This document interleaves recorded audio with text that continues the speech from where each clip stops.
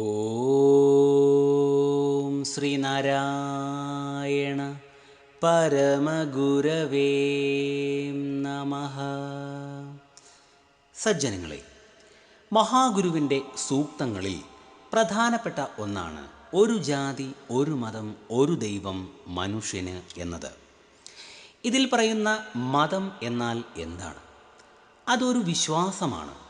ഇതിൽ ആചാരങ്ങൾ, നിയമങ്ങൾ, ചടങ്ങുകൾ, ആത്മീയത എന്നിവ ഉൾക്കൊള്ളുന്നു. മനുഷ്യരുടെ ജീവിതത്തിന് അർത്ഥവും ദിശയും നൽകുവാൻ ഇത് സഹായിക്കുന്നു.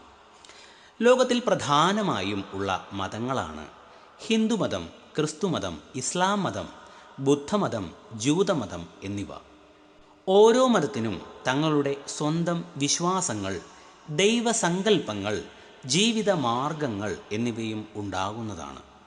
ഇത്രയും പറഞ്ഞു വച്ചത് എന്തുകൊണ്ടെന്നാൽ അയിത്തവും അനാചാരങ്ങളും ജാതിഭേദങ്ങളും അന്ധവിശ്വാസങ്ങളും മതദ്വേഷവുമൊക്കെ നിലനിന്നിരുന്ന ഒരു കാലഘട്ടത്തിൽ ആണ് ഭഗവാൻ ശ്രീനാരായണ പരമഹംസദേവൻ തിരുവവതാരം ചെയ്തത്. ജാതിപിശാചിനെ ഉന്മൂലനം ചെയ്ത് അന്ധവിശ്വാസങ്ങളെയും അനാചാരങ്ങളെയും തച്ചുടച്ച് ശ്രീനാരായണ ദർശനങ്ങളിലൂടെ മനുഷ്യരെ അറിവിൻ്റെ മഹാസാഗരത്തിലേക്ക് നയിച്ച് ജനതയെ പ്രബുദ്ധതയുടെ കൊടുമുടിയിലെത്തിച്ച തൻ്റെ അവതാര ഉദ്ദേശ്യം പൂർത്തിയാക്കി മഹാഗുരു. തൻ്റെ ശിഷ്യഗണങ്ങളിലൂടെ ശ്രീനാരായണ ദർശനങ്ങൾ ലോകമെമ്പാടുമുള്ള മനുഷ്യരിലേക്ക് എത്തിക്കുവാൻ ഗുരു ആഹ്വാനം ചെയ്തു. ഈ അവസരത്തിലാണ് തൻ്റെ വത്സല ശിഷ്യനായ ബോധാനന്ദ സ്വാമികൾക്ക് ശ്രീനാരായണ ദർശനങ്ങളെ കോർത്തിണക്കി ലോകക്ഷേമത്തിനായി, മനുഷ്യരുടെ ആത്മീയവും മാനസികവുമായ ശുദ്ധീകരണത്തിനായി ശ്രീനാരായണ മതം എന്ന ഒരു പുതിയ മതം രൂപീകരിച്ച് ശ്രീനാരായണ ദർശനങ്ങളെ ലോകമെമ്പാടും പ്രചരിപ്പിക്കുവാൻ പദ്ധതിയിട്ടത്.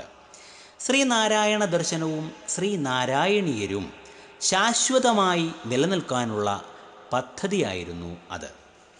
ശ്രീനാരായണ മതപ്രചരണാർത്ഥം ബോധാനന്ദ സ്വാമികൾ സിലോൺ വരെ പോവുകയും ചെയ്തു.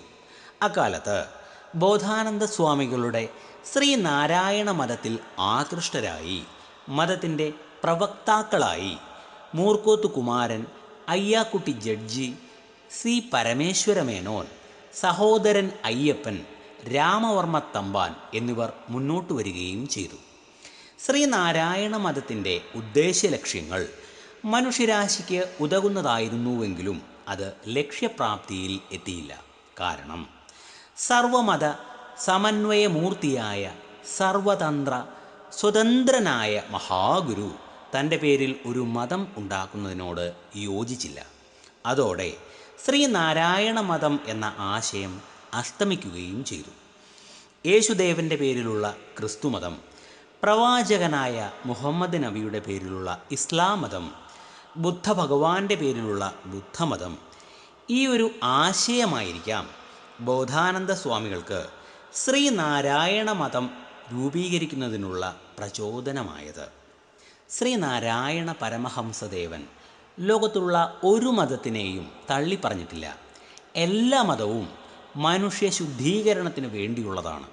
സർവമതങ്ങളുടെയും സമന്വയമാണ് ശ്രീനാരായണ ദർശനങ്ങൾ. അതുകൊണ്ടാവാം ശ്രീനാരായണ മതമെന്ന പുതിയ മതത്തിന് മഹാഗുരു അനുമതി നൽകാതിരുന്നത്. മനുഷ്യർ തമ്മിൽ മതത്തിൻ്റെ പേരിൽ നടത്തുന്ന കലഹങ്ങൾ അനുദിനം വർദ്ധിച്ചു വരുന്ന ഇക്കാലത്ത് ലോകത്തിൻ്റെ ഗതിയെ തന്നെ നിയന്ത്രിക്കുവാൻ പ്രാപ്തമായ ശ്രീനാരായണ ദർശനങ്ങൾ ലോകമെമ്പാടും പ്രചരിപ്പിക്കേണ്ടത് ഓരോ ശ്രീനാരായണീയൻ്റെയും അഥവാ ഓരോ ഗുരുഭക്തൻ്റെയും കർത്തവ്യമാണെന്ന് ഓർമ്മിപ്പിച്ചുകൊണ്ട് നിർത്തുന്നു. നിങ്ങൾക്ക് നമസ്കാരം. ഗുരുധർമ്മം ജയിക്കട്ടെ.